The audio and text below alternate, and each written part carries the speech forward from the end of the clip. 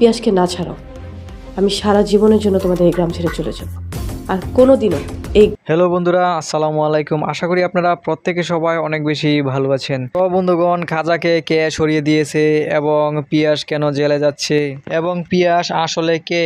ঝিনুক কি পারবে পিয়াসকে ফিরিয়ে আনতে? কি হতে চলেছে তিন পুরুষ এই নাটকের সিজন 2 তথা পর্ব নাম্বার 34। তো বন্ধুগণ, আপনারা যারা ইতিমধ্যে তিন পুরুষ এই নাটকের 33 নাম্বার অর্থাৎ সর্বশেষ পর্বটি দেখে ফেলেছেন, আশা করি এই নাটকের সর্বশেষ পর্বটি আপনারা অনেক বেশি পছন্দ করেছেন এবং অধীর আগ্রহে বসে আছেন এই নাটকের 34 নম্বর পর্ব অর্থাৎ সিজন 2 দেখার জন্য। বন্ধুগণ, আজকের ভিডিওতে আপনাদেরকে জানিয়ে দেওয়া হবে কবে আসতে চলেছে সিজন 2 অর্থাৎ 34 নম্বর পর্বটি।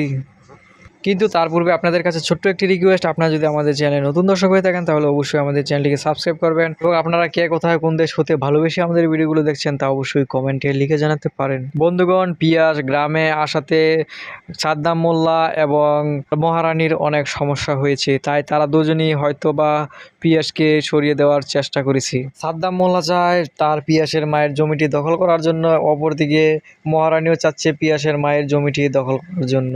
কিন্তু পিয়াসের কারণে সাদ্দাম মোল্লা এবং মহারানী কেউই তাদের স্বার্থ হাসিল করতে পারছিল না।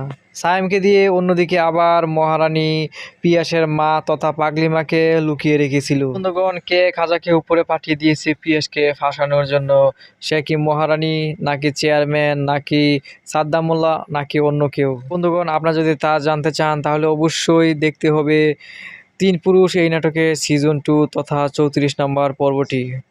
তো বন্ধুগণ, আর বেশি দেরি করবো না, অবশেষে আপনাদেরকে জানিয়ে দিচ্ছি আপনারা কি করলে তিন পুরুষ এই নাটকের সিজন 2 খুব দ্রুত দেখতে পারবেন। বন্ধুগণ, আপনারা যদি এই নাটকের সিজন 2 খুব দ্রুত দেখতে চান তাহলে অবশ্যই কমেন্টে গিয়ে লিখুন সিজন 2 চাই, 34 নম্বর পর্ব চাই। তো বন্ধুগণ, আশা করি আপনারা প্রত্যেকে সবাই অনেক বেশি ভালো থাকবেন, সুস্থ থাকবেন এবং সেই সাথে পরবর্তী ভিডিও দেখার আমন্ত্রণ জানিয়ে আজকের মতো এখানেই আল্লাহ হাফেজ।